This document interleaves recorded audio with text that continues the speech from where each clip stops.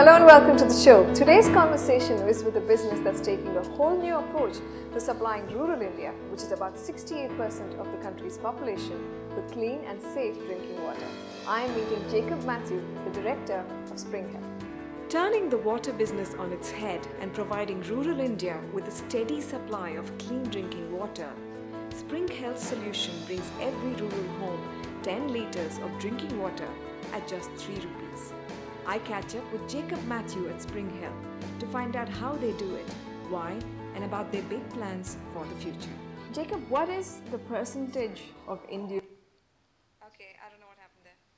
I'm going to try again. That was just a quick Hello and glimpse welcome to into the show. talk Today's show. conversation Fast-forward is to with where a it was numbers of likely. people at a fraction of the cost text. The future.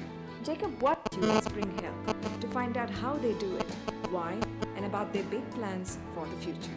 Jacob, what is the percentage of Indians who don't have access to clean drinking water? And what are the consequences of that? If we were to look at it from a global context, 1.5 billion people in the world don't have access to safe drinking water, and we can safely assume that 40% of those people live in India. So what would you say is your goal then in terms of reach? At a very base and functional level, it's really about making safe drinking water accessible to large numbers of people at a fraction of the cost it would otherwise take. That would have an impact on reducing deaths from illness. It would reduce the amount of money spent on treating illnesses. We find that it's an average of 1,500 rupees to 2,500 rupees per family per year. Sometimes, when things go a little out of hand, it can be up to 10,000 or 20,000 rupees in a year. And that's enough to ruin a bottom of the pyramid family financially. That was just a quick video that was a clip from the talk show that I run, which is called Chai with Lakshmi, and my name is Lakshmi Rebecca. And the solution that Jacob was talking about there, the business which is called Spring Health, attempts to provide clean drinking water to rural India at a cost of, I think, under 30 for 3 litres. It's ideas such as this that the talk show presents to its audience. The talk show is the first of its kind in India. It's India's first award-winning and India's first longest-running online talk show. We're over 100 episodes, 120 episodes old, 2.6 million viewers. You can see these are pictures from the talk show. These are conversations with people and about ideas of the country for the future. We've got a website around which we're building a community of users, of consumers, of people who want to communicate with us, write for us as well. We're on YouTube, and of course, social media and YouTube are our biggest platforms to share these videos and create a strong following.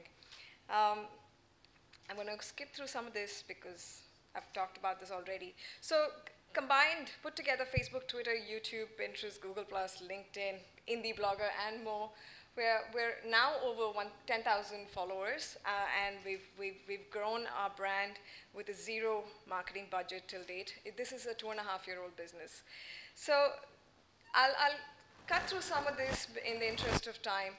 How this product is sustained, and I call Chai with Lakshmi my product because of the kind of videos that we do, we've diversified as a business. We started with just doing the talk show as a social interest, India-centric idea that we wanted to pursue.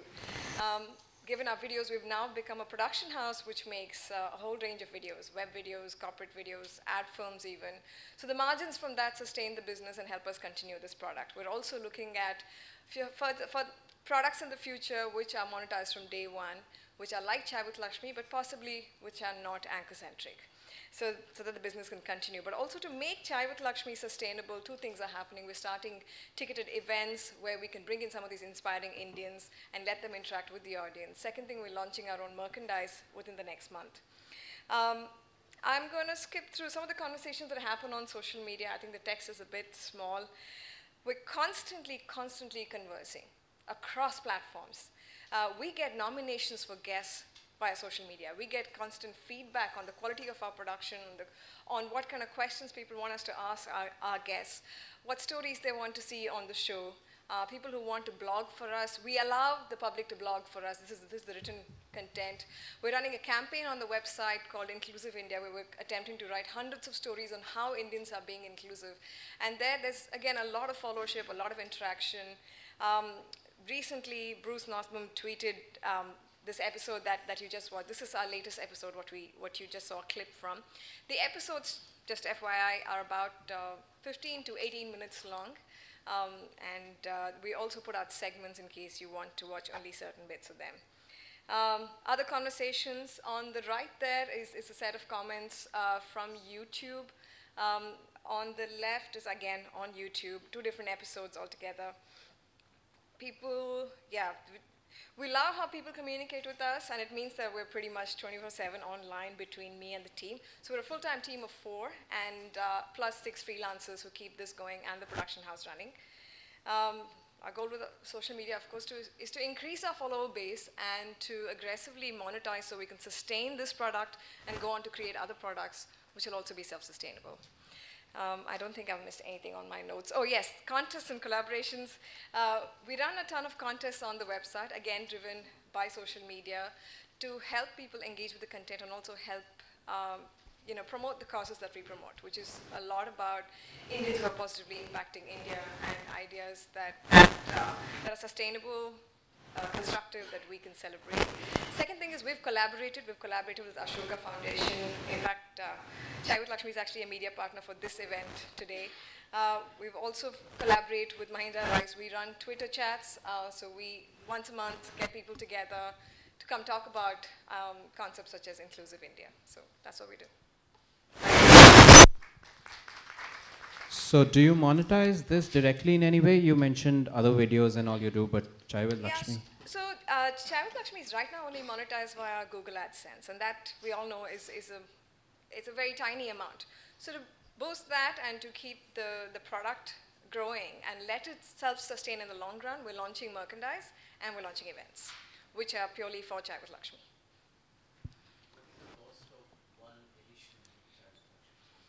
It's hard to say that we're a full-time team of 4 working just on Chai with Lakshmi, apart from everything else that we do. It would, at our current quality, it would come up to a few lakhs a month at the minimum. So those few lakhs, you're saying you're kind of subsidizing from across your other yeah, from the services business, from the videos that we make for a ton of clients. And of course, there was self-investment to begin with to start up the business. So the business is called Red Bangle, and Red Bangle owns Chai with Lakshmi, the other products, and the services that we offer. And this is purely online on the web? Chai with Lakshmi is purely online, yes. And this is possibly the first time in India that someone has created TV quality content for the web, purely for the web. Questions, ladies and gentlemen? What kind of digital filmmaking equipment do you use? It's TV quality. It's TV. So right now we use Canon 5D Mark III. So it's DSLR filming, and of course professional sound, professional lighting, and there's an entire crew that comes into the filming. You're filming with a DSLR? You're filming with a DSLR, yeah. Amazing. Okay, no other questions, then thank you very much. Thank you.